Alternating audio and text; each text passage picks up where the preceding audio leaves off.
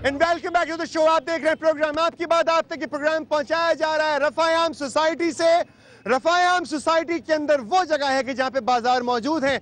मीरानी साहब हमारे साथ मौजूद हैं, असिस्टेंट कमिश्नर हमारे साथ साक़ अब्बासी साहब मौजूद हैं, पुलिस की टीम मौजूद है, वो तमाम अहले महल्ला मौजूद हैं कि जो यहाँ पे रोजाना शॉपिंग करके जाते हैं, अपनी सहरी का इंतजाम करते हैं, अपने अफ्तार का इंतजाम करते हैं।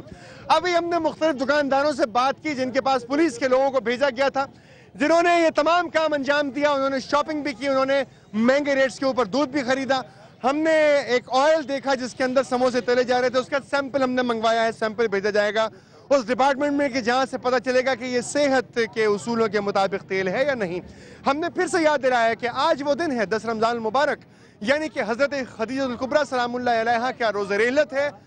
ये वो खातून है जिनके इस्लाम पर बेशुमार एहसानात हैं, जिसमें मुसलमानों का एक एक फर्द जो है वो उनके माल का मकरूज है। तो क्या उनके कर्ज का सिला हम इस तरीके से अदा करेंगे कि एक भाई दूसरे भाई की जेब काटेगा, एक भाई दूसरे भाई के बच्चों को जहरीली चीजें बेचकर उन्हें बीमार करेगा, फिर दूसरा भाई डॉक्टर बन के उस बच्चे की जेब काटेगा, उसका इलाज करेगा। पता नहीं ये बातें चलेंगी तो कहाँ तक पहुंचेंगी, क्योंकि ये बातें कहीं रुकने का नाम नहीं ले रही हैं। बात निकलेगी तो फिर दूर तक जाएगी। दूर तक जाने वाली बात को यहीं पर रोक के वापस जाता हूँ। ACM साहब, मीरानी साहब, once again thank you very much. मुझे ये बताएं, जो आपने तेल का सैंपल लिया है, क्या इस सैंपल को आप टेस्ट करवाएंगे? हिफ्ज़ान सेहत के उसूलों के मुताबिक होगा तो ठीक है, नहीं होगा तो क्या करेंगे? ये मिलावट का केस बनेगा, मिलावट के हिसाब से इस पर जुर्माना होगा या कैद होगा। सज़ा कैसे होगी? सज़ा हमारे पास जो पावर है 3 महीने की सज़ा, 6 महीने की सज़ा है और तकरीबन 1 लाख रुपया फाइन करने का इख्तियार है। और इस तरह के मजीद कढ़ाइयों के जो सैंपल्स हैं वो भी हम महल्ले में से लेंगे, हम कलेक्ट करेंगे इंशाल्लाह, उसकी चेकअप कराएंगे PCRC से। अच्छा, PCRC से। मुझे आपसे पूछनी एक बात कि वो सैंपल अंदाजन कितनी देर में यहाँ तक पहुँच जाएगा? आज जो मंगवाया सैंपल आ गया है, पीछे शफीक हमारा जो क्लर्क है। मैं चाहता हूँ कि जनाब वो सैंपल ऑन एयर दिखा दिया जाए जो आपने ऑयल का सैंपल लिया है, क्योंकि ये मेरी जान नहीं, ये आपके बच्चों की जान का मसला है। ये रफ़ायाम सोसाइटी में रहने वाले हर शख्स की जान का मसला है। ये रफ़ायाम सोसाइटी में रहने वाले तमाम बच्चे, बूढ़े, बुजुर्ग, जवान, औरतें, मासूम खवातीन, बच्चियां, माएँ, बहनें, दादियां, नानियां, सबकी जान का मसला है। देखिए, अगर आप जहर खाएंगे तो असरात उसके मुज़िर होंगे ही होंगे। चलें एक वक्त को मान लेते हैं कि एक मुसलमान भाई दूसरे मुसलमान की जेब काट के ज्यादा पैसे कमाना चाहता है, लेकिन कम से कम चीज तो सच्ची बेच देना। भाई बेटा मुझे एक बात बताओ, एक तो चीज बेचते हो महंगी, लोग चीज बेचते हैं महंगी, उसके ऊपर से मिलावट भी करते हैं। यार ये तो झूठ के खिलाफ बात है ना। तो ये तो सौदा झूठ का भी गलत है जी। सही करते हैं गलत करते हैं? गलत करते हैं बिल्कुल। क्या करना चाहिए उन्हें? सजा देनी चाहिए। सजा देनी चाहिए। बड़े साहब हाथ क्या सजा? देखें, एक तो चीज वैसे ही महंगी बेच रहे हैं, उस पर भी मिलावट की। मिलावट, इनको सजा मिलनी चाहिए। सजा मिलनी चाहिए। हमें और आपको क्या सजा देनी चाहिए ना? हमें और आपको माल ना खरीदे। कौन कह रहा था? हाँ, माल ना खरीदे, नहीं खरीदे। जरा कहना अपने पूरे महल्ले से, रफ़ायाम सोसाइटी से कहिए ना, तमाम कराची से कहिए ना, अगर महंगी चीज है तो ना खरीदे, खुद को डिस्काउंट करेंगे। ये हैं, खरीदो फरोख्त कम कर दें। बड़े साहब बिल्कुल बिल्कुल सही, दीन इस्लाम यही सिखाता है। जी भाई, अगर आप जो बताइए, आप आए ऑन दिस नोट सर, मैं अगर आपको ये बात बताऊं, ये जो बोल रहे हैं कि अगर आप चीज की रेट सस्ती कर देंगे तो आवाम वो आगे खरीदेगी। खुदा की कसम मैं ये बात खा के बोल सकता हूँ कि आवाम कभी भी वो चीज खरीदना नहीं छोड़ेगी। आप पेट्रोल देख लें, 100 रुपए से इंक्रीज कर गया, करोड़ों आवाम खरीद रही है, वो सही नहीं है क्या? ले सकते हैं ना, लेकिन समोसे के बगैर रह सकते हैं। मैं तो वही बोल रहा हूँ ना, आज अगर कल को हमारे बच्चे, कल को बच्चे बूढ़े मरेंगे, वो हमारे ही मरेंगे मेरे भाई। खजूर के बगैर नहीं रह सकते, हमारे ही मरेंगे। ऑयल देखिए, ये ऑयल देख रहे हैं बेटा, ये ऑयल है वो जिसका सैंपल लिया गया है, जिसमें समोसे तले जा रहे थे। लग रहा है ना आपको ये बिल्कुल जैसे गाड़ी में ऑयल होता है पड़ा? बिल्कुल। अच्छा, क्या होगा जी? क्या होना चाहिए बताएं ना। देखें, इसको क्या करेंगे? पनिशमेंट इसलिए नहीं है कि हमें किसी से दुश्मनी है, पुलिस को किसी से दुश्मनी है, कानून को किसी से दुश्मनी है। पनिशमेंट सिर्फ इसलिए है कि शायद के तेरे दिल में उतर जाए मेरी बात सिर्फ इतनी सी है। अगर बगैर पनिशमेंट के आप ये बात सिखा सकते हैं तो बाखुदा मैं तैयार हूँ। दुकान बंद कर दो। हाँ, 6 महीने के लिए दुकान बंद कर दो, 50,000। पूछ लें, वोट ले लें, वोट ले लें आप, बता दें, वोट ले लें आप। बताएं, स्पीकर खोलें, स्पीकर, आवाज नहीं आ रही है। दुकान बंद कर दे, 50,000 जुर्माना। भाई साहब कह रहे हैं कि 6 महीने के लिए दुकान बंद करवा दें अहले महल्ला। क्या आप तैयार हैं इस बात पे?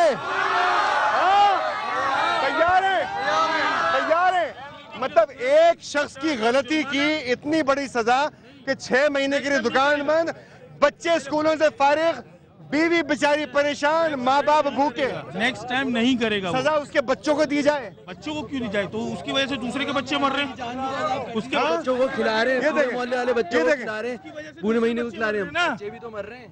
मीनानी तो वो साहब इससे नहीं सोचा। देख रहे हैं इस्तदा, पब्लिक की इस्तदा है। उसकी वजह से हमारे फिलहाल हम ये तेल हटा देते हैं। बताइए, बताएं मीनानी, बताएं। तेल को साहब नाराज हो रहे हैं हमारे। मसला नहीं, कोई मसला नहीं। हाँ बताएं बताएं। तेल को हम हटा देते हैं फिलहाल, जब तक चेकिंग करा देते हैं। अगर इसमें कोई जरा ये कंट्रोल देखें भाई, कैमरा लगाए हुए इस तरफ, कैमरा लगाए हुए। अच्छा, आपने इसमें ऐसा कोई बात खराबी निकली जी जी, तो फिर इसके खिलाफ और ज्यादा एक्शन लेंगे। फिलहाल तो इसको आए हम मेरे साथ आए, जरा आए, पुलिस से ही बात कर लेंगे। आप क्या कहते हैं मीनानी साहब, बताइए।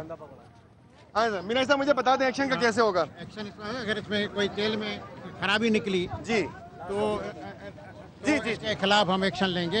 अच्छा हो सकता है इसका दुकान सील कर दें, अच्छा दुकान को बंद करा दें। अच्छा। हाँ, और दुकान फिलहाल- बंद होगी तो कितना नुकसान होगा उसमें इंसाफ का, जिनकी दुकान बंद की जा रही है? नुकसान डेली का नुकसान होगा, बहुत नुकसान होगा। अच्छा, तो ये मुझे बताएं, इनके घर वालों को मालूम होगा कि ये मिलावट का तेल इस्तेमाल करते हैं? उसके बाद जब तक चेक नहीं होगा तो वहाँ तक नहीं हाँ। मालूम हो जाएगा। चेक अच्छा हो जाए ठीक है, उसके एक बाद ही सेकंड, होगा। इसको इनको खड़ा रहने दें, तो ट्रैफिक जैम हो रहा है। जरा मीनानी साहब यहाँ पे आ जाएं। हम वो टॉप शॉट से आपको दिखा रहे हैं इस वक्त। ये रफ़ायाम सोसाइटी है। हम चाहते हैं आपको उस शख्स से जरूर मिलवाएं कि जिसको मोबाइल के अंदर बिठाया गया है। थाने लेके जाया जाएगा और उससे बात की जाएगी। क्लोजिंग ड्यू है, क्लोजिंग ड्यू से पहले इनसाफ से बात करना चाहता हूँ। हाँ जी, कौन से मोबाइल में बिठाया? दूसरे मोबाइल के अंदर बिठाया। ये टॉप शॉट से हम बात कर सकते हैं, यहाँ से देख सकते हैं। मीनानी साहब रुक जाएं, मीनानी साहब यहीं पर रुक जाएं। बात ये है कि प्रोग्राम अब तक इख्तिताम को पहुंच रहा है। प्रोग्राम अब तक इख्तिताम को पहुंच चुका है, तकरीबन चंद सेकंड्स बाकी हैं।